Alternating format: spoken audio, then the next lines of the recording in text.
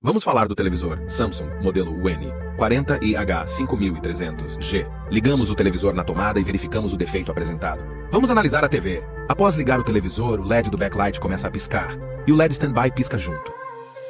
Veja o defeito.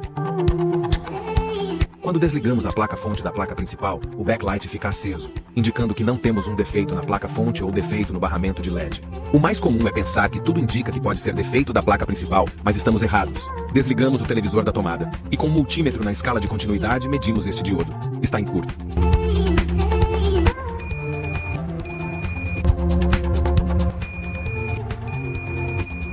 Vamos trocar o diodo que está em curto e ver o que acontece. Após a troca do diodo, vamos limpar todo o televisor e limpamos a tela com álcool 92%. Ligamos o televisor na tomada e veja, já temos a TV funcionando perfeita novamente. Agora deixe o seu joinha e compartilha. É simples e ajuda muito o nosso